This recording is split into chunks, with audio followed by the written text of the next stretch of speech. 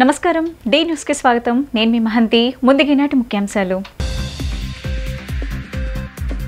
YCP ప్రభుత్వ తప్పిదాలతో నగరంలో టిట్కో గృహాల లబ్ధిదారులు ఇబ్బంది పడుతున్నారన్న ఎమ్మెల్యే బోండా ఉమ వారి తప్పుల వల్ల బ్యాంక్ నోటీసులు వస్తున్నాయని ఆగ్రహం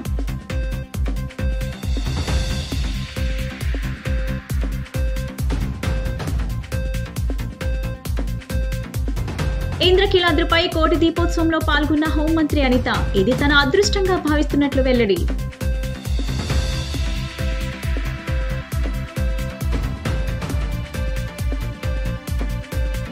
రాజా రామ్మోహన్ రావు గ్రంథాలయంలో జరిగిన 57వ జాతీయ గ్రంథాలయ వారోత్సవాల్లో పాల్గొన్న తెలుగు రచయితల గౌరవ అధ్యక్షులు ఎమ్మెల్యే మండలి బుద్ధప్రసాద్ నేటి తరం యువత పుస్తక పఠనం అలవాటు చేసుకోవాలని సూచన గత ప్రభుత్వం తప్పిదాలతో విజయవాడ నగరంలో టిట్కో గృహాల లబ్ధిదారులు ఇబ్బంది పడుతున్నారని సెంట్రల్ ఎమ్మెల్యే బోండా ఉమ అన్నారు. శనివారం ఆయన అసెంబ్లీలో మాట్లాడుతూ సెంట్రల్లో 8,000 ఇళ్లు అన్ని సదుపాయాలతో 2014-19 మధ్య లబ్ధిదారులకు కేటాయించామన్నారు. జగన్ ప్రభుత్వం ఆ ఇళ్లు పూర్తి చేసి లబ్ధిదారులకు అందించకపోవడం వల్ల వారికి బ్యాంక్ నోటీసులు వస్తున్నాయన్నారు.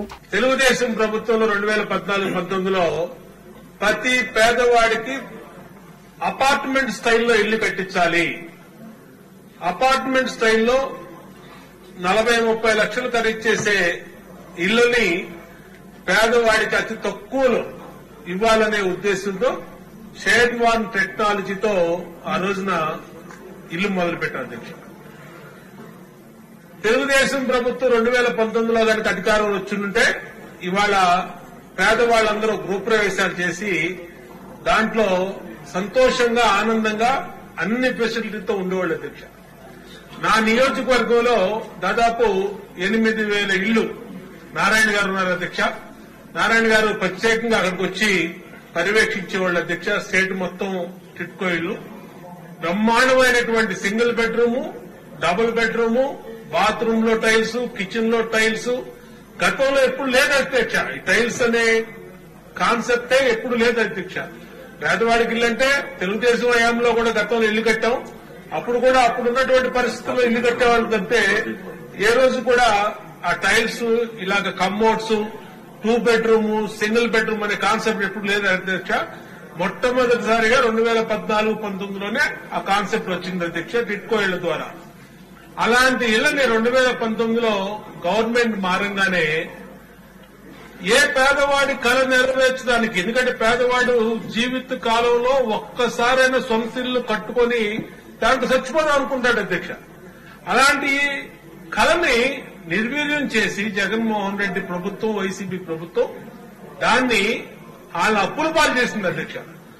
5 సంవత్సరాల పాటు వాళ్ళకి ఇల్లు ఇవ్వకుండా పైగా వాళ్ళ పేరు మీద లోన్లు డ్రా చేసి కార్తీక పౌర్ణమి రోజు కోటి దీపోత్సవంలో పాల్గొనడం గొప్ప అదృష్టమని రాష్ట్ర హోంశాఖ మంత్రి వంగల్పూడి అనిత అన్నారు. అమ్మవారి సన్నిధిలో ఏర్పాటు చేసిన కోటి దీపోత్సవ కార్యక్రమంలో మంత్రి అనిత పాల్గొన్నారు. అనంతరం ఆమె మాట్లాడుతూ కార్తీక మాసంలో అత్యంత పవిత్రమైన రోజున ఈ కార్యక్రమంలో పాల్గొనడం కేవలం అమ్మవారి కృప ఉండటం వల్లే జరిగిందన్నారు.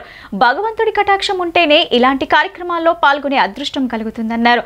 రాష్ట్ర ప్రజలందరికీ మంచి జరగాలని, భవిష్యత్తులో రాష్ట్రం అన్ని రంగాల్లో మరింత అభివృద్ధి సాధించాలని స్వామి అమ్మవార్లను వేడుకున్నట్లు ఆమె తెలిపారు. కార్తీక మాసం లాంటి మాసం లేదు, గంగ లాంటి తీర్థం లేదు అని పెద్దలు అంటారు. ఇటువంటి కార్తీక మాసం పుణ్యదినాన, దట్టు ఈరోజు కార్తీక పౌర్ణమి పుణ్యదినాన ఈరోజు శివాలయాన్ని అదేవిధంగా అమ్మని కూడా దర్శించుకోవడం నిజంగా మా పూర్వజన్మ స్మృతి కింద భావించాలి. నిజంగా ఈరోజు ప్రతి ఒక్కరు భక్తులు ఇక్కడికి వచ్చి వాళ్ళ తాలూకా దైవత్వంలోని వాళ్ళ తాలూకా పూజించే విధానం కానీ ఇవన్నీ చూస్తూ ఉంటే ఈరోజు కార్తీక మాస పర్వదినాన ఈ పౌర్ణమి శుభాకాంక్షలు అందరికీ తెలియజేయాలి. ఆ విధంగా మీ అందరికీ కూడా కార్తీక పౌర్ణమి శుభాకాంక్షలు తెలియజేసుకుంటూ ఆ దేవదేవుని ఆశీస్సులు మనందరికీ కూడా మనస్ఫూర్తిగా ఉండాలని మనస్ఫూర్తిగా కోరుకుంటున్నాను. నేటి తరం యువత పుస్తక పఠనం చేయవలసిన అవసరం ఉందని ప్రపంచ తెలుగు రచయితల గౌరవ అధ్యక్షుడు మండలి బుద్ధప్రసాద్ అన్నారు. పుస్తక పఠనం చేయకపోతే చరిత్ర తెలియదన్నారు. చరిత్ర తెలియకపోతే అనేక ఇబ్బందులు ఎదురవుతాయన్నారు. బందర్ రోడ్ రాజా రామ్మోహన్ రావు గ్రంథాలయంలో 57వ జాతీయ గ్రంథాలయ వారోత్సవాల సందర్భంగా సమాజ సేవకులకు సత్కార సభ జరిగింది. ఈ కార్యక్రమానికి మండలి బుద్ధప్రసాద్ ముఖ్య అతిథిగా విచ్చేశారు. రోటరీ జిల్లా మాజీ governor CV Ramarao, Walkers Association International మాజీ గవర్నర్ తొండ దొండేపు హనుమంతరావు తదితరులు ఘనంగా సత్కరించారు. అనంతరం బుద్ధప్రసాద్ మాట్లాడుతూ పుస్తక పఠనం చేయకపోతే చరిత్ర తెలియదన్నారు. మన చరిత్రను తెలుసుకోకపోతే మనం మన ఉనికిని కోల్పోయినట్టేనని ఆయన అన్నారు. పుస్తకాల ద్వారానే చరిత్ర తెలుసుకునే అవకాశం ఉంటుందన్నారు. ప్రస్తుత పరిస్థితుల్లో అటు తల్లిదండ్రులు, ఉపాధ్యాయులు, విద్యార్థులను పుస్తక పఠనం చేసే విధంగా చర్యలు తీసుకోవాలని ఆయన సూచించారు. రాజా రామ్మోహన్ రావు లైబ్రరీని పరిరక్షించుకునేందుకు అందరూ కృషి చేయాలన్నారు. భవిష్యత్తులో జాతీయ ఉద్యమానికి వేదిక ఉన్న ఈ లైబ్రరీని ఆధునీకరించవలసిన బాధ్యత లైబ్రరీ కమిటీపై ఉందన్నారు. పరచడంలోనూ జాతీయ భావాలను వ్యాప్తి చేయటంలోనూ గ్రంథాలయోద్యమానికి నాంది పలకటంలోనూ విజయవాడలో రామ్మోహన్ రాయ్ గ్రంథాలయం వహించిన పాత్ర మహత్తరమైంది. మహాత్మా గాంధీ గారు 1919వ సంవత్సరంలో మార్చి 31వ తేదీన మొట్టమొదటిసారిగా విజయవాడ వచ్చినప్పుడు వారు సందర్శించింది రామ్మోహన్ రాయ్ గ్రంథాలయాన్ని. ఇక్కడే ఆయన ప్రజలతో సంభాషించడం జరిగింది. ఆ రోజుల్లో ఏ జాతీయ నాయకుడు విజయవాడ వచ్చినా కూడా రామ్మోహన్ రాయ్ గ్రంథాలయానికి వచ్చి ఇక్కడే అందరినీ కలిసేవారు. నెహ్రూ గారు కానీ వీళ్ళందరూ కూడా ఇక్కడికి వచ్చిన కార్ఖానాలు ఉన్నాయి. అలాంటి మహోన్నతమైన గ్రంథాలయం, చారిత్రాత్మక గ్రంథాలయం, 100 సంవత్సరాల చరిత్ర గల గ్రంథాలయంలో ఈ రోజున గ్రంథాలయ వారోత్సవాల్లో పాల్గొనడం చాలా ఆనందదాయకంగా ఉంది. ఎందుకంటే మన జాతి చరిత్రకు నిలువెత్తు సాక్ష్యంగా నిలిచిన రామ్మోహన్ రాయ్ గ్రంథాలయాన్ని కాపాడుకోవడం తెలుగువారి యొక్క ప్రథమ కర్తవ్యం కావాలని చెప్పి నేను కోరుకుంటున్నాను. ఆ రోజు మన పెద్దల ఏంకి వెంకటరమణయ్య గారు కానివ్వండి, ఐదవరి కాళేశ్వరరావు కానివ్వండి, ఒక మహదాశయాలతో ఈ సంస్థను రూపొందించినప్పుడు, ఈ సంస్థ ఒక ప్రముఖమైన పాత్రని స్వాతంత్రోద్యమ కాలంలో నిర్వహించినప్పుడు ఏ విధమైన జాగృతిని తెలుగు జాతిలో కలిగించిందో ఆ జాగృతిని మనం నిలుపుకోవాల్సిన అవసరం ఉంది.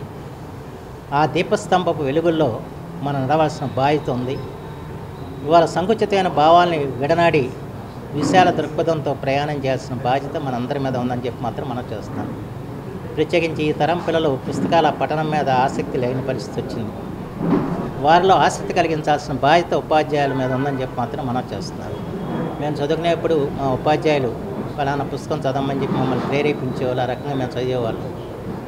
ఎందుకంటే వాళ్ళ పుస్తకాలు పఠిస్తే తప్ప విజ్ఞానం రాదు. కేవలం పాఠ్య గ్రంథాల్లోని పాఠాలను వల్లివేస్తే దానివల్ల ఏదో జ్ఞానం లభించింది అనుకుంటే పొరపాటు. సమస్త విషయాలను కూడా తెలుసుకోవాలంటే పుస్తక పఠనం అన్నది చాలా ప్రధానమైన అంశం. అంచేత ఆ పుస్తక పఠనానికి ప్రేరేపించే వాళ్ళు ఎవరు? ఉపాధ్యాయులు, తల్లిదండ్రులు. వారు ఆ బాధ్యతని సక్రమంగా నిర్వర్తించాలని చెప్పి నేను కోరుకుంటూ గ్రంథాలయాల ద్వారా విజ్ఞాన అభివృద్ధిని పెంచుకోవాలని చెప్పి నేను ఆశిస్తూ సెలవు తీసుకుంటాను. ప్రజలపై విద్యుత్ భారాలను ఉపసంహరించుకోవాలని డిమాండ్ చేస్తూ 19న విజయవాడ ధర్నా చౌక్లో నిరసన కార్యక్రమం తలపెట్టామని వామపక్ష పార్టీల నాయకులు కాశీనాథ్, కోటేశ్వర్లు తెలిపారు. ఎన్నికల్లో ఇచ్చిన వాగ్దానాన్ని నిలుపుకోవాలని కూటమి ప్రభుత్వాన్ని డిమాండ్ చేశారు. హనుమాన్పేటలోని దాసరి భవన్లో వామపక్ష పార్టీల నాయకులు మీడియా సమావేశం నిర్వహించారు. ఈ సందర్భంగా కోటేశ్వరరావు, కాశీనాథ్లు మాట్లాడుతూ 6,072 కోట్ల ట్రూ-అప్ భారం ఇంకా అమల్లోకి రాకముందే అంతకు రెట్టింపు భారాన్ని అదనంగా ప్రజలపై మోపాలనుకోవడం దారుణమన్నారు. ఎన్నికల ముందు మేము అధికారంలోకి వచ్చాక విద్యుత్ ఛార్జీల భారం తగ్గిస్తామని చెప్పిన కూటమి ప్రభుత్వం మాట తప్పిందన్నారు. ట్రూ-అప్ ఛార్జీలు రద్దు చేయాలని, సర్దుబాటు ఛార్జీల బాధుడును ఆపాలని డిమాండ్ చేశారు. 17,000 కోట్ల రూపాయల భారాన్ని ప్రభుత్వమే భరించాలని డిమాండ్ చేశారు. 19వ తేదీన జరగబోయే ధర్నా కార్యక్రమాన్ని విజయవంతం చేయాలని ప్రజలను కోరారు. ఎన్డీఏ కూటమి నేత నేటి ముఖ్యమంత్రి చంద్రబాబు నాయుడు గారు కూటమి అధికారంలోకి వస్తే విద్యుత్ భారాలు వెయ్యము, అవసరమైతే విద్యుత్ ఛార్జీలు తగ్గిస్తామని చెప్పారు. 5 సంవత్సరాలు అవుతా ఉన్నది, 5 నెలలు అవుతా ఉన్నది అధికారంలోకి వచ్చి. తగ్గించకపోగా ట్రూ-అప్ ఛార్జీలు గత ప్రభుత్వం ఏదైతే ప్రపంచ బ్యాంకు షరతులకి తలవగ్గి వాడుకున్నటువంటి కరెంటు కూడా వసూలు చేసేటటువంటి ట్రూ-అప్ ఛార్జీలు విధానాన్ని ఈయన కూడా కొనసాగించడం అనేటటువంటిది దురదృష్టకరం. కాబట్టి తక్షణమే గత నెల ఆఖరిలో 6,072 కోట్ల రూపాయల భారం మోపితే ఈ నెలలో మరలా పక్షం రోజుల్లోనే సుమారు 11,000 కోట్ల రూపాయలు, అంటే వెలసి 17,000 కోట్ల రూపాయల భారం ప్రజలపైన రేపు డిసెంబర్ నుండి పడబోతా ఉన్నది. అందువలన తక్షణమే వామపక్ష పార్టీలుగా ఇప్పటికే ముఖ్యమంత్రి గారికి మా నిరసన తెలియజేశాం. ప్రజల నుంచి వస్తున్నటువంటి నిరసనని గమనించి తాళైపాలెంలో జరిగినటువంటి సబ్స్టేషన్ ప్రారంభోత్సవానికి విచ్చేసినటువంటి సందర్భంలో ముఖ్యమంత్రి ప్రకటించాడు, భవిష్యత్తులో మేము విద్యుత్ ఛార్జీలు పెంచమని చెప్పి. రాష్ట్రంలో ప్రభుత్వం మారింది, 4 మాసాలు దాటింది, దాటబోతా ఉంది. ఈ 4 మాసాల కాలంలో ఎన్నికలప్పుడు చేసినటువంటి వాగ్దానాలని పాలకులు మర్చిపోయి తిరిగి మళ్ళీ పాత పద్ధతి కంటే మిన్నగా మరిన్ని భారాలు మోపేటువంటి దానికి సిద్ధపడుతూ ఉన్నటువంటి పరిస్థితి చూస్తూ ఉన్నాం. అందులో ముఖ్యంగా విద్యుత్ ఛార్జీలు. ఈ విద్యుత్ ఛార్జీల భారం నేను పెంచను, ట్రూ అప్ ఛార్జీలు అని చెప్పనే కానీ సర్దుబాటు ఛార్జీలు అని చెప్పనేటువంటివి కానీ మేము అమలు జరపం, నాకు ఓటు ఇవ్వండి, నన్ను గెలిపించండి అని చెప్పనని చంద్రబాబు నాయుడు గారు, పవన్ కళ్యాణ్ గారు, ఈ కూటమి నేతలు చేసినటువంటి వాగ్దానం ఇది. ఈ వాగ్దానాన్ని దొంగలో తొక్కి అటకెక్కించి ఈఆర్సీ పెంచింది నేను కాదని చెప్పనని దొంగాట ఆడేటువంటి దానికి చంద్రబాబు నాయుడు, పవన్ కళ్యాణ్ ప్రయత్నం చేస్తా ఉన్నటువంటి తీరు చాలా దుర్మార్గపూరితమైనటువంటి చర్య. చట్టానికి ఎవరు అతీతులు కాదని, తప్పు చేసిన వారిని కఠినంగా శిక్షించి తీరాలని ఆంధ్రప్రదేశ్ కాంగ్రెస్ కమిటీ ఉపాధ్యక్షులు కొలనుకొండ శివాజీ అన్నారు. గాంధీనగర్లోని తన కార్యాలయం నందు ఆయన మీడియాతో మాట్లాడారు. గౌతమ్ రెడ్డి మహాత్ముడు అన్నట్టు వైసీపీ నేతలు ఇంటికి వెళ్లి ఓదారుస్తున్నారని విమర్శించారు. 42 కేసుల్లో నిందితుడిగా ఉన్నారని, ప్రజాస్వామ్యంలో ఇటువంటి వారు ప్రమాదకరమని అన్నారు. కోట్ల రూపాయలు విలువ చేసే అమాయకులు ఆస్తులను కబ్జా చేస్తున్నాడని, రెవెన్యూ రికవరీ యాక్ట్ పెట్టండని అన్నారని, బార్ కౌన్సిల్ వివరాలు తెలుపుతూ లెటర్ రాయాలని సూచించారు. అదేవిధంగా సోషల్ మీడియాలో రెచ్చిపోయిన వారందరిపై ప్రభుత్వం చర్యలు తీసుకోవాలని కోరారు. క్షమాపణలు చెప్పినంత మాత్రాన వదలవలసిన అవసరం లేదన్నారు. వైసీపీ హయాంలో జరిగిన అరాచకాలను గుర్తుంచుకోవాలని కోరారు. అదేవిధంగా విద్యుత్ ఛార్జీలు, ట్రప్ ఛార్జీలను సంవత్సరం పాటు వాయిదా వేయాలని సూచించారు. గత 3-4 రోజుల నుంచి చూస్తా ఉన్నాం, వైఎస్ఆర్ కాంగ్రెస్ పార్టీ సంబంధించిన ఈ జిల్లా నగరంలో అగ్రనాయకుడిగా ఇప్పటివరకు చాలామంది అవుతున్న గౌతమ్ రెడ్డి గారి గురించి పత్రికల్లో, ఎలక్ట్రానిక్ మీడియాల్లో పొంకాలుగా వార్తలు వస్తున్న నేపథ్యంలో వారికి ఏమాత్రం కనుక ప్రజాస్వామ్యం ఎడల నమ్మకము, విలువ, గౌరవం ఉన్నట్టయితే అతన్ని తక్షణం ఆ పార్టీ నుంచి బహిష్కరించాలి, నిజానిజాలు తేలిన తర్వాత చేర్చుకోవాలి. ఆ విషయాన్ని పక్కన పెట్టేసి ఇంటికి వచ్చి దాదాపు 20-25 మంది ఆ పార్టీ అగ్రనాయకుడు అంబటి రాంబాబు గారు, మాజీ శాసనసభ్యులు అందరు కలిసి వచ్చి ఒక జాతరలాగా పోలూరు గౌతమ్ రెడ్డి పుణ్యాత్ముడు, పుణ్యపురుషుడు, ఆయనకి ఏమీ తెలీదు, ఇది అక్రమ కేసు అని వాళ్ళు చెప్పడాన్ని ఈ నగరం విస్తుపోయింది. అరే ఏంటి ఇటువంటి వైఖరి అవలంబిస్తున్నారేంటి, ఇది సబబా అనేది 42 కేసుల్లో ఉన్న అతనికి సంబంధించి పోలీస్ కమిషనర్ గారు చెబితే, ఎవరో ఆస్తికి తాను అధికారంలో ఉన్నప్పుడు దానికి సంబంధించిన ప్లాను పట్టణ ప్రణాళిక విభాగం నుంచి ప్లాన్ తెచ్చుకొని ఈయన కబ్జా చేసి కట్టుకోవటం, ప్రశ్నించినందుకు దాడి, చంపడం చేయటం, ఇదంతా కూడా ఎటువంటి విషయాన్ని తెలియజేస్తుందనేది మనం అర్థం చేసుకోవాలి. తక్షణమే ఇటువంటి లంపెన్ శక్తులని ప్రజాస్వామ్యంలో రాజకీయ పార్టీల నుంచి దూరం పెట్టాల్సిన అవసరం ఉంది. మీకేమాత్రం చిత్తశుద్ధి ఉన్నా సరే పోలీస్ అధికార యంత్రాంగానికి సహకరించి అతన్ని దూరం పెట్టండి. విజయవాడ పడవల్ రేవ్ వద్ద కాశీ విశాలాక్షి సమేత విశ్వేశ్వర స్వామివారి దేవస్థానం కార్తీక పౌర్ణమి పండుగను ఘనంగా నిర్వహించారు. పెద్ద సంఖ్యలో మహిళలు కుటుంబం సమేతంగా తరలివచ్చి సహస్ర దీపాలంకరణలో పాల్గొన్న ముక్కంటిని భక్తి శ్రద్ధలతో ఆరాధించారు. కార్తీక పౌర్ణమి సందర్భంగా నగరంలోని పడవల్ రేవ్ వద్ద కొలువైన కాశీ విశాలాక్షి సమేత విశ్వేశ్వర స్వామి దేవస్థానంలో సహస్ర దీపాలంకరణ నిర్వహించారు. పడవల్ రేవుతో పాటు చుట్టుపక్కల ప్రాంతాల నుంచి పెద్ద సంఖ్యలో మహిళలు కుటుంబం సమేతంగా తరలివచ్చి కార్తీక దీపాలు వెలిగించి ప్రత్యేక పూజలు, అభిషేకాలు చేశారు. పరమశివుని ప్రీతికరమైన కార్తీక మాసంలో పౌర్ణమి దీపారాధన విశేషమైన పుణ్యఫలాలు లభిస్తాయని పండితులు చెబుతున్నారు. కార్తీక దీపాలు వెలుగులతో దేవస్థానం ప్రాంగణం ఆధ్యాత్మిక వాతావరణాన్ని దర్శనమిచ్చింది.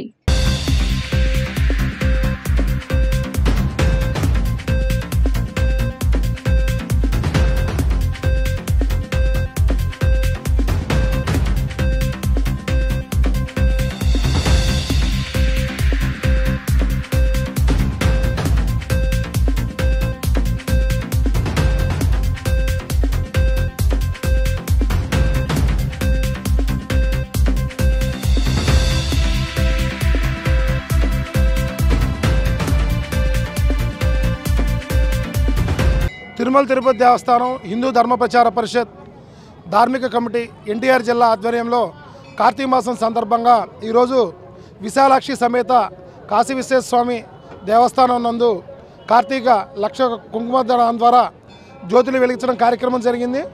ఈ కార్యక్రమంలో దేవాలయ కమిటీ వారు, అదేవిధంగా ఎన్టీఆర్ జిల్లా ధార్మిక కమిటీ సభ్యులు తాండవకృష్ణ, మేము బాలకోటేశ్వరరావు, అదేవిధంగా ఇక్కడ ఉద్యోగులైనటువంటి సివికే ప్రసాద్ గారు, కళ్యాణ్ గారు వీళ్ళందరూ కూడా పాల్గొనడం జరిగింది. ప్రతి సంవత్సరం లాగానే ఈ సంవత్సరం కూడా తిరుమల తిరుపతి దేవస్థానం ఈ కార్తీక మాసాన్ని అత్యంత వైభవంగా నిర్వహిస్తున్నారు. ఈ పౌర్ణమి రోజు మొత్తం ఆంధ్రప్రదేశ్, తెలంగాణ రాష్ట్రాల్లో ఎన్నో దేవాలయాలు ఈ కార్యక్రమం నిర్వహిస్తున్నారు. అదేవిధంగా వారం రోజుల నుంచి శంకరమఠం దగ్గర ఈ కార్తీక వైభవం మీద ప్రవచన కార్యక్రమం నిర్వహిస్తున్నారు. ఈరోజు ఇక్కడ మరి అధిక సంఖ్యలో భక్తులు వచ్చి ఈ లక్ష దీపార్చన కార్యక్రమంలో పాల్గొనడం చాలా ఆనందంగా ఉంది. మరి ఈ సందర్భంగా కమిటీ సభ్యుల్ని అభినందిస్తున్నామండి. ఈరోజు పడవలరేవు BRTS రోడ్ నందు వేంచేసి ఉన్న శ్రీ కాశీ విశాలాక్షి సమేత విశ్వేశ్వర స్వామి దేవస్థానం నందు తిరుమల తిరుపతి దేవస్థానం వారి ఆధ్వర్యంలో మరియు దేవాలయ కమిటీ వారి ఆధ్వర్యంలో ఈరోజు సహస్ర దీపార్చన కార్యక్రమం ఏర్పాటు చేయబడింది. భక్తులు సహకారంతో, టీటీడీ వారి సహకారంతో మరియు ఇతరుల సహాయంతో ఈ కార్యక్రమం దిగ్విజయంగా చేయడం జరిగింది. భక్తులు విశేషంగా విచ్చేసి ఈ కార్యక్రమాన్ని జయప్రదం చేశారు. వీళ్ళందరికీ కాశీ విశ్వేశ్వరుడు ఆశీస్సులు ఎల్లవేళలా ఉండాలని మనస్ఫూర్తిగా కోరుకుంటూ ఈ తిరుమల తిరుపతి దేవస్థానంలో విజయవాడలో ఈ దేవాలయాన్ని ఎన్నిక చేసి ఇక్కడ కార్యక్రమం ఏర్పాటు చేయటం మాకు చాలా సంతోషం, శుభసూచకం. యావత్ ప్రజలందరూ సుఖ సంతోషాలతో తోలుతోగాలని ఆ కాశీ విశ్వేశ్వరుని వేడుకుంటూ సెలవు తీసుకున్నాం. Sri Sai handloom and handicraft exhibition కి ప్రజల నుంచి మంచి ఆదరణ లభిస్తుంది. బందర్ రోడ్లోని బాపు మ్యూజియంలో ఏర్పాటు చేసిన ఈ ఎక్స్పోను అన్ని రకాల ప్రజలు ఆదరిస్తున్నారు. మంగళగిరి కాటన్, చీరాల శారీస్, ధర్మవరం, వెంకటగిరి, గద్వాల్ కంచి, కాశ్మీర్ సిల్క్, ఉప్పాడ శారీస్ తో పాటు రకరకాల హ్యాండ్లూమ్స్ ఇక్కడ లభిస్తాయని నిర్వాహకులు తెలిపారు. మంచి డిస్కౌంట్ ధరలకు ప్రజలకు అందుబాటులో ఉన్నాయని, ఒకసారి ఎక్స్పోని సందర్శించి మంచి అనుభూతి పొందాలని వారు కోరారు. బాపు మ్యూజియంలో ఏర్పాటు చేసిన శ్రీ సాయి హ్యాండ్లూమ్ ఎగ్జిబిషన్ ను ప్రజలు ఆదరిస్తున్నారు. ఎగ్జిబిషన్ ని సందర్శించిన ప్రజలు ఆనందం వ్యక్తం చేస్తున్నారు. మంచి నాణ్యత కూడిన వస్త్రాలు తక్కువ ధరలకు అందుబాటు ధరల్లో ఉన్నాయని చెప్తున్నారు. నిర్వాహకులు మాట్లాడుతూ చేనేత కళాకారులను అందరూ ప్రోత్సహించాలని కోరారు. అన్ని సీజన్లో చేనేత వస్త్రాలు ధరించవచ్చునని చెప్పారు. 500 రూపాయల నుంచి చీరలు తమ వద్ద అందుబాటులో ఉన్నట్టు తెలిపారు.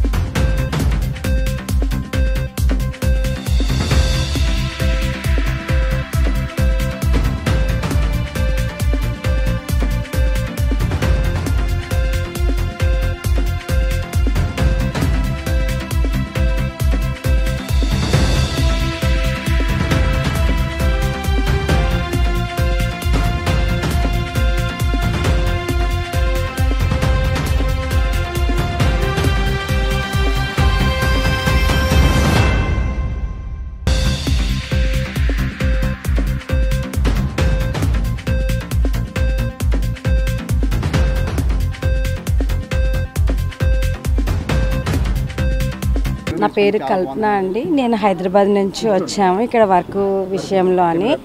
వచ్చామండి. చాలా మంచిగా అనిపించింది. హైదరాబాద్లో కూడా చాలాసార్లు వెళ్ళాను. విజయవాడలో కూడా ఇక్కడ రావడం ఇది నేను 3వసారి. ఎవరు వచ్చినా చాలా బాగున్నాయి క్వాలిటీస్, బట్టలు, మనకు కావాల్సిన లేడీస్ ఐటమ్స్ అన్నీ కూడా చాలా బాగా దొరుకుతున్నాయి. చాలా మంచిగా అనిపించి మా పిన్ని వాళ్ళు కూడా కడప నుంచి వచ్చారు. వాళ్ళని కూడా పిలుచుకొని వచ్చి మళ్ళీ షాపింగ్ చేస్తున్నాను. చాలా బాగున్నాయండి. నేను చెప్తున్నాను, లేడీస్కి చాలా ప్రజెంట్గా నిదానంగా అన్నీ చూసుకుంటూ తీసుకోవచ్చు. మన మార్కెట్ కంటే కూడా ఇక్కడ రీజనబుల్గా ఉన్నాయి నాకైతే అనిపించిందండి. బెడ్షీట్స్ కానీ, నైటీస్ కానీ, లేడీస్ ఐటమ్స్ ఏవైనా చాలా చాలా బాగున్నాయండి. చీరాలండి. ఈ చీరత ఎగ్జిబిషన్లో మేము ప్రతి 2 months ఒకసారి పెడుతూనే ఉంటాము. ఇలా ఆంధ్ర మొత్తం తిరుగుతూ ఉంటాము. చీరత కస్టమర్ రెస్పాన్స్ చాలా బాగుందండి. వీకెండ్స్ చాలా బాగా బిజీగా ఉంటుంది. మా దగ్గర చీరాల, మంగళగిరి, నారాయణపేట, వెంకటగిరి, గద్వాల అన్ని నేత చీరలు, కాటన్ చీరలు దొరుకుతాయండి. అన్నీ మినిమం 500 నుంచి 2000 దాకా దొరుకుతాయి. నారాయణపేట మా స్టాల్లో స్పెషల్ ఏంటి నారాయణపేట శారీస్ అండి. కస్టమర్ రెస్పాన్స్ చాలా బాగుంటుందండి. అంటే వీక్ డేస్లో కొంత డల్గా ఉన్నా కానీ వీకెండ్స్ మాత్రం చాలా బాగుంటుందండి. హాలిడేస్ రోజు చాలా బాగుంటుంది. అది మా రెస్పాన్స్ ఉండబట్టే బట్టి మేము ఎవ్రీ 2 months ఒకసారి ఇక్కడ ఇచ్చేస్తూ ఉంటాం సార్. మేము విజయవాడలోనే ఉంటాము. సో ఏంటి అంటే ఈ చేనేత వస్త్ర ప్రదర్శన అనేది చాలా ఉపయోగపడుతుంది విజయవాడ ప్రజలకి. ఎందుకంటే చాలా వరకు మనకి ఖాదీ రెవల్యూషన్ దగ్గర నుంచి తీసుకుంటే బట్టలు ఎప్పుడైతే మనం వేసుకోవడం మొదలుపెట్టిన కాడి నుంచి కాటన్ బట్టలు కానీ, ఈ ఖాదీ బట్టలు కానీ మన సంస్కృతి సాంప్రదాయాలకి చాలా ప్రాముఖ్యమైంది. అదేవిధంగా ఏంటి అంటే ఇలాంటి బట్టలు మనకి చాలా మన బాడీకి, శరీరానికి కూడా చాలా ఉపయోగపడతాయి. ఏ సీజన్ అయినా కానీ ఇలాంటి బట్టలు వేసుకుంటే మనకు చాలా యూజ్గా ఉంటుంది. అట్ ద సేమ్ టైం ఏంటి అంటే నేను చాలా రెగ్యులర్గా వస్తూ ఉంటాను. నేను వేసుకునే ప్రతి ఒక్క బట్ట ఇక్కడి నుంచి తీసుకునేది. నేను నా ఏజ్ 23 సంవత్సరాలు. కాకపోతే ఏంటి నా అభిప్రాయం ఏంటి అంటే ఎక్కడో మోడర్న్ డ్రెస్లు వేసుకుని, మోడర్న్ టీషర్ట్లు వేసుకుని, మోడర్న్ జీన్స్ ప్యాంట్లు వేసుకోవడం కంటే ఇలాంటివి వేసుకుంటే జనాలకి మనం ఇది ప్రమోట్ చేసి జనాలకి ఇంకా దీని గురించి అవగాహన తీసుకొచ్చి ఈ ఖాదీ అనేది మన దేశానికి సంబంధించింది, మన రాష్ట్రంలోనే మేజర్గా ఇదంతా ఉంటుందని చెప్పడానికి చాలా ఆ అతిశయోక్తి ఏది లేనే లేదు. ఇంకో విషయం ఏంటి అంటే మా ఫ్యామిలీకి సంబంధించి కూడా మా ఫ్యామిలీ కూడా రెగ్యులర్గా ఇక్కడికే తీసుకొస్తూ ఉంటాను. ఫ్యామిలీతో షాపింగ్ కానీ, లేదా ఏమన్నా తీసుకోవాలి అన్నా, లేకపోతే కుషన్స్ తీసుకోవాలన్నా, లేకపోతే ఛాంబర్లో ఒక చైర్కి ఏదైనా క్లాత్స్ తీసుకోవాలన్నా కానీ ప్రతి ఒక్కటి ఇక్కడి నుంచి తీసుకుంటాము. యాంటిక్ పీసెస్తో సహా ప్రతి ఒక్కటి నాకు ఇక్కడి నుంచి చాలా బాగా ఇష్టం. Thank you. Vijayawada municipal corporation స్థలంలో త్వరలో ఓపెన్ జిమ్ ఏర్పాటు చేయనున్నట్లు తూర్పు ఎమ్మెల్యే గద్దె రామ్మోహన్ అన్నారు. శుక్రవారం ఎమ్మెల్యే పర్యటించి మున్సిపల్ కార్పొరేషన్ స్థలానికి ఫెన్సింగ్ గేట్ ఏర్పాటు చేయాలని సూచించారు. కాలనీలో నివసిస్తున్న వారి విజ్ఞప్తి మేరకు త్వరలో ఆ స్థలం ఓపెన్ జిమ్, వాకింగ్ ట్రాక్ ఏర్పాటు చేసినట్లు తెలిపారు.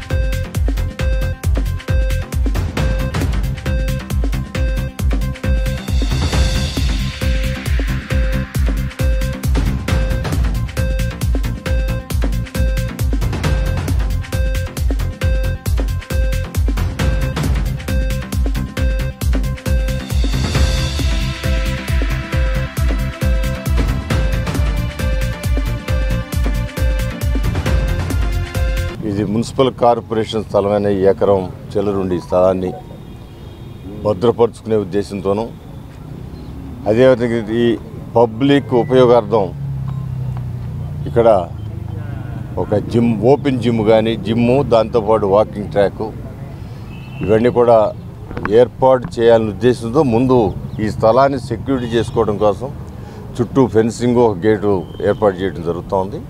అది సుమారు 10 లక్షల రూపాయలతో, 12 లక్షల రూపాయలతో, 12.44 లక్షల రూపాయలతో దాన్ని ఏర్పాటు చేయడం జరుగుతోంది.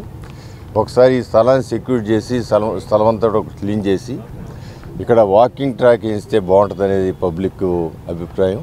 దాంతోపాటు పెద్దలందరూ కోరింది అంటే ఓపెన్ జిమ్ కూడా ఉంటే చాలా సౌకర్యం ఉంటుందని ఆలోచిస్తాను. ఎందుకంటే కేంద్ర ప్రభుత్వం నుంచి కానివ్వండి, లేదా పబ్లిక్ పార్ట్నర్షిప్తో కూడా మనం ఏర్పాటు చేసుకునే అవకాశం ఉంది. ఎందుకంటే వాళ్ళ విజయవాడ నగరంలో వాకింగ్ గ్రౌండ్స్ లేక అనేకమైన ఇబ్బందులకి గురవుతూ ఉన్నారు. రోడ్ల మీద నడిస్తే యాక్సిడెంట్లకు గురవుతూ ఉన్నారు, లేకపోతే రాత్రిపూట కొంచెం స్పీడ్ బ్రేకర్లు తగిలి పడిపోతూ ఉన్నారు. అందువలన అందరికీ ఆరోగ్యరీత్యా చంద్రబాబు గారు కూడా ఆరోగ్యరీత్యా ఉన్న పబ్లిక్ ప్రైవేట్ స్థలాలన్నీ కూడా వాకింగ్ గ్రౌండ్లుగా మార్చాలని చెప్పి ఒక స్టేట్మెంట్ కూడా ఇవ్వడం జరిగింది. ఆయన కాన్సెప్ట్ని, ఆయన ఆదేశాన్ని, ఆయన ఉద్దేశాన్ని కూడా దృష్టిలో పెట్టుకుని ఇక్కడ ఏర్పాటు చేయడానికి ముందుగా ఇవాళ 12 లక్షలతో ఆ యొక్క ఫెన్సింగ్కి గేటుకి శంకుస్థాపన చేసుకోవడం జరిగింది. తొందరలోనే ఈ స్థలాన్ని ప్రజలకు ఉపయోగపడే స్థలంగా తీర్చిదిద్దడానికి తెలుగుదేశం పార్టీ ప్రభుత్వం ప్రయత్నం చేస్తుంది. శ్రీ దుర్గా మల్లేశ్వర స్వామివారి సన్నిధి కార్తీక పౌర్ణమి సందర్భంగా కోటి దీపోత్సవం ఘనంగా నిర్వహించారు. ఆలయ ప్రాంగణం మొత్తం దీపకాంతులతో వెలిగిపోయింది. ఘాట్ రోడ్, కనకదుర్గ నగర్ తదితర ప్రాంతాల్లో మహిళా భక్తులు దీపాలను వెలిగించి తమ భక్తిని చాటుకున్నారు. కార్తీక దీపకాంతులతో దుర్గమ్మ కోవెల కంగొత్త శోభతో ప్రకాశించింది. కార్తీక పౌర్ణమి సందర్భంగా ఇంద్రకీలాద్రిపై దేవస్థానం ఆధ్వర్యంలో ఏర్పాటు చేసిన కోటి దీపోత్సవ కార్యక్రమాన్ని దేవాదాయ శాఖ సెక్రటరీ సత్యనారాయణ, దుర్గగుడి ఈవో కెఎస్ రామారావు కలిసి అత్యంత భక్తి శ్రద్ధలతో ప్రారంభించారు. అనంతరం ఆయన మాట్లాడుతూ ప్రజల్లో ఆధ్యాత్మిక భావన పెరుగుతుందన్నారు. ఈ పరిణామం రాష్ట్రానికి మంచిదన్నారు. దేవస్థానం ఆధ్వర్యంలో సకల ఏర్పాట్లు చేయడం వల్లే అధిక సంఖ్యలో భక్తులు వచ్చినప్పటికీ అమ్మవారిని దర్శించుకుని అమ్మవారి సన్నిధిలో కోటి దీపాలను వెలిగించారన్నారు. దేవస్థానం ఆధ్వర్యంలో భక్తులకు అదనపు సౌకర్యాలను ఏర్పాటు చేస్తున్నట్లు తెలిపారు. భక్తుల మనోభావాలకు అనుగుణంగా అమ్మవారి సన్నిధిలో ఏర్పాటు చేస్తున్నామన్నారు. ఘాట్ రోడ్, కనకదుర్గ నగర్ తదితర ప్రాంతాల్లో మహిళా భక్తులు దీపాలను వెలిగించి తమ భక్తిని చాటుకున్నారు.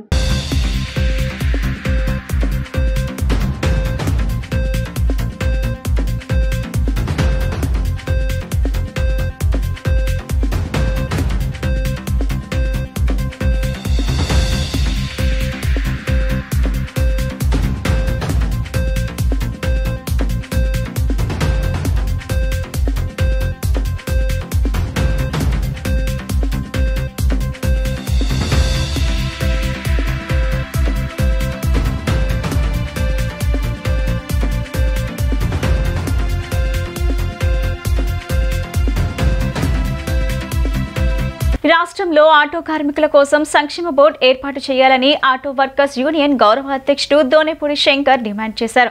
సంక్షేమ బోర్డు ఏర్పాటు, వరద సాయం పెంపు కోరుతూ డిసెంబర్ 16న ఎమ్మెల్యే కార్యాలయాల ముందు ధర్నా వినతి పత్రాలు సమర్పణ చేయనున్నట్లు చెప్పారు. తమ సమస్యలను పరిష్కరించాలని డిమాండ్ చేస్తూ Andhra Pradesh auto drivers and workers federation ఆధ్వర్యంలో ఆటో కార్మికుల ఆధ్వర్యంలో లెర్నింగ్ సెంటర్ లో ధర్నా నిర్వహించారు. ఈ కార్యక్రమంలో ముఖ్య అతిథిగా ఆటో వర్కర్స్ యూనియన్ గౌరవ అధ్యక్షుడు దోనేపూడి శంకర్, ఏఐటియుసి రాష్ట్ర అధ్యక్షుడు రవీంద్రనాథ్ పాల్గొన్నారు. ఈ సందర్భంగా వారు మాట్లాడుతూ రాష్ట్ర ప్రభుత్వం ఆటో కార్మికులకు వ్యతిరేక విధానాలు అమలు చేస్తుందన్నారు. తమ ప్రభుత్వం అధికారంలోకి రాగానే సంక్షేమ బోర్డు ఏర్పాటు చేస్తామని, ఆటో మిత్ర పథకం కింద 15,000 రూపాయలు ఆర్థిక సాయం అందిస్తామని హామీ ఇచ్చిన నాయకులు ప్రభుత్వం ఏర్పడి 5 నెలలు గడుస్తున్నా పట్టించుకోలేదన్నారు.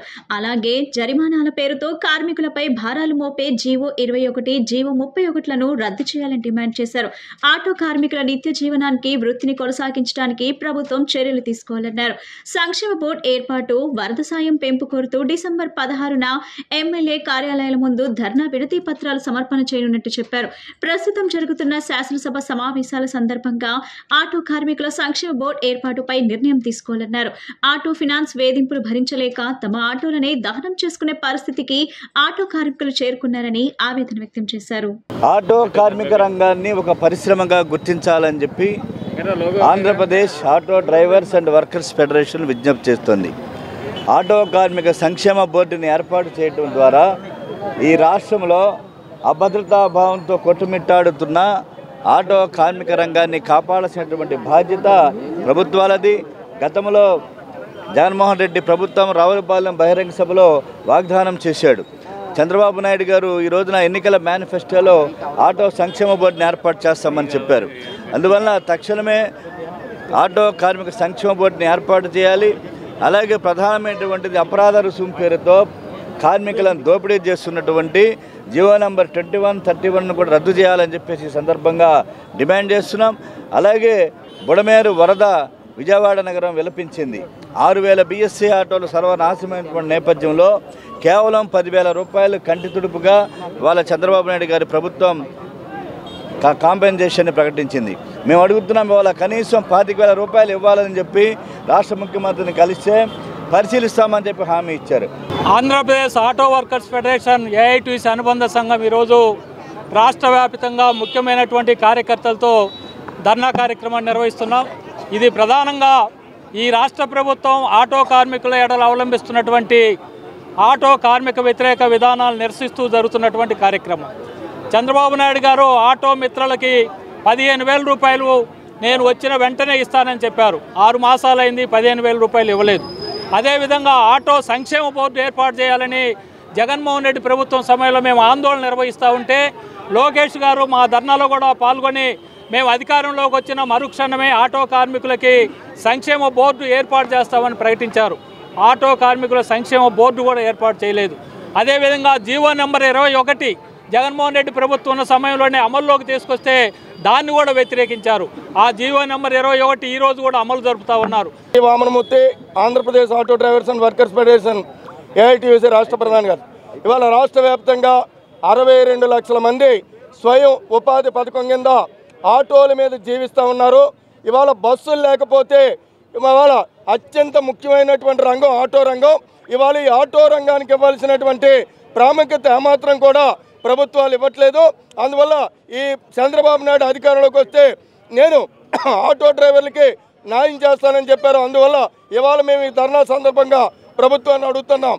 ఎస్సీ వర్గీకరణ ఏకసభ్య కమిషన్ రద్దు చేయాలి. వర్గీకరణ చేస్తే ఎన్డీఏ ప్రభుత్వంకు ఇదే చివరి ప్రభుత్వమని దళిత బహుజన పార్టీ డీబీపీ జాతీయ అధ్యక్షులు, ఎస్సీ ఎస్టీ వర్గీకరణ వ్యతిరేక పోరాట సమితి జాతీయ చైర్మన్ వడ్లమూరి కృష్ణ స్వరూప్ ప్రకటించారు. నేడు గాంధీనగర్లోని ప్రెస్ క్లబ్లో జరిగిన మీడియా సమావేశంలో ఆయన మాట్లాడారు. వర్గీకరణ చేసే అధికారం రాష్ట్ర ప్రభుత్వంకు లేదని, భారత పార్లమెంట్కు మాత్రమే అధికారం ఉంటుందన్నారు. రాజ్యాంగంలోకి ఆర్టికల్ 341, 342 ప్రకారం వర్గీకరణ చేసే అధికారం రాష్ట్ర ప్రభుత్వంకు లేదన్నారు. దళితులను చీల్చి అణిచివేయటానికి ప్రభుత్వం కుట్రలకు పాల్పడిందన్నారు. వర్గీకరణ క్రిమిలేయర్ కు వ్యతిరేకంగా డిసెంబర్ 19న చలో అమరావతి కార్యక్రమంను విజయవంతం చేయాలని దళిత జాతులకు పిలుపు ఇచ్చారు. ఈ సందర్భంగా చలో అమరావతికి సంబంధించిన కరపత్రంను మీడియా సమావేశంలో ఆవిష్కరణ చేశారు. ఈ కార్యక్రమంలో పార్టీ రాష్ట్ర ప్రధాన కార్యదర్శి గుమ్మడి మహాలక్ష్మి, పార్టీ జిల్లా అధ్యక్షులు కొలకూరి నాగార్జున, మాల మహానాడు ఉమ్మడి కృష్ణా జిల్లా అధ్యక్షులు పంతగాని సురేష్, పార్టీ ఎన్టీఆర్ జిల్లా media convener yes Anjaneya Kumar తదితరులు పాల్గొన్నారు. మీడియా మిత్రులకు దళిత్ బహుజన్ పార్టీ తరఫున అందరికీ జైభీములు తెలియజేస్తున్నాం. నా పేరు వడ్లమూరి కృష్ణ స్వరూప్, దళిత బహుజన పార్టీ జాతీయ కమిటీ అధ్యక్షులుగా పనిచేస్తున్నాను. మరియు ఎస్సీ ఎస్టీ వర్గీకరణ వ్యతిరేక పోరాట సమితికి ఆల్ ఇండియా చైర్మన్గా కూడా పనిచేస్తున్నాను. అయితే ఈ ప్రెస్ మీట్ సందర్భంగా టీడీపీ, జనసేన, బీజేపీ రాష్ట్ర ఎన్డీఏ ప్రభుత్వం తీసుకున్న వర్గీకరణ అనుకూల నిర్ణయాన్ని మేము తీవ్రంగా వ్యతిరేకిస్తున్నాం, ఖండిస్తున్నాం. రిటైర్డ్ ఐఏఎస్ ఆఫీసర్ రంజన్ గారి నేతృత్వంలో ఎస్సీ వర్గీకరణ చేయాలని ఎన్డీఏ రాష్ట్ర ప్రభుత్వం ఏకసభ్య కమిషన్ను ఏర్పాటు చేయడం జరిగింది. ఈ కమిషను రాజ్యాంగం వ్యతిరేకమైనది. వర్గీకరణ చేసే అధికారం రాష్ట్ర ప్రభుత్వాలకు లేదు. రాజ్యాంగంలో ఆర్టికల్ 341, 342 ప్రకారంగా అది జాతీయ సమస్య, పార్లమెంటు సమస్య, పార్లమెంట్లో తేల్చుకోవాల్సిన అంశం తప్ప రాష్ట్ర ప్రభుత్వాలకి ఈ వర్గీకరణ చేసే అధికారం లేదని ఈ సందర్భంగా రాష్ట్ర ప్రభుత్వానికి తెలియజేస్తున్నాం. రాష్ట్ర ప్రభుత్వం నియమించిన ఏకసభ్య కమిషన్ని తీవ్రంగా వ్యతిరేకిస్తున్నాం. తక్షణం రద్దు చేయమని రాష్ట్ర ఎన్డీఏ ప్రభుత్వాన్ని సందర్భంగా డిమాండ్ చేస్తున్నాం. అయితే ప్రభుత్వం ఏం చెప్తుందంటే ఆగస్టు 1వ తారీఖున గౌరవ సుప్రీంకోర్టు ఆఫ్ ఇండియా వారు chief justice of India DY Chandrachud constitutional bench వర్గీకరణ చేయమంది కాబట్టి అందువల్ల మేము కమిషన్ వేస్తున్నామని ఈ కమిషన్కి సంబంధించిన ఈ ఏకసభ్య కమిషన్ జీవోలో చెప్పడం జరిగింది. విషయం ఏంటంటే సుప్రీంకోర్టు జడ్జిమెంట్లో ఎక్కడ కూడా ఎస్సీలని ఎస్టీలని ఏబిసిడి చేయమని జడ్జిమెంట్ ఇవ్వలేదు. జడ్జిమెంట్ని రాష్ట్ర ప్రభుత్వం వక్రీకరిస్తుంది.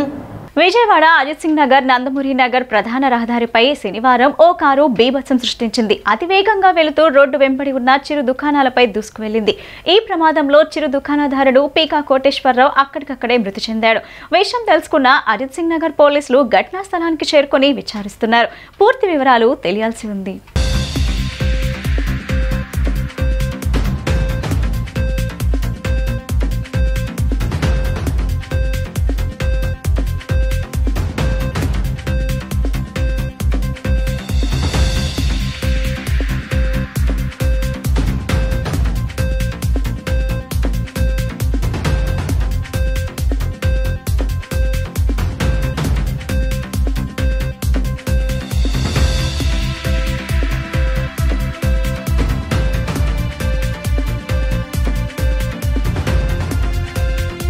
వార్తలు ముగించే ముందు ముఖ్యాంశాలు మరోసారి. వైసీపీ ప్రభుత్వ తప్పిదాలతో నగరంలో టిట్కో గృహాల లబ్ధిదారులు ఇబ్బంది పడుతున్నారన్న ఎమ్మెల్యే బోండా ఉమా. వారి తప్పుల వల్ల బ్యాంక్ నోటీసులు వస్తున్నాయని ఆగ్రహం.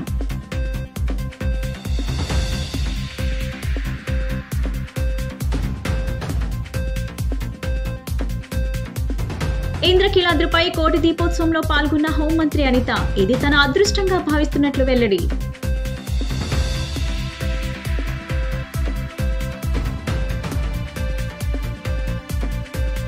రాజా రామ్మోహన్ రావు గ్రంథాలయంలో జరిగిన 57వ జాతీయ గ్రంథాలయ వారోత్సవాల్లో పాల్గొన్న తెలుగు రచయితల గౌరవ అధ్యక్షులు ఎమ్మెల్యే మండలి బుద్ధప్రసాద్. నేటి తరం యువత పుస్తక పఠనం అలవాటు చేసుకోవాలని సూచన. ఈ బులెటిన్ ఇంతటితో సమాప్తం. తిరిగి మరో బులెటిన్ కలుద్దాం. నమస్కారం.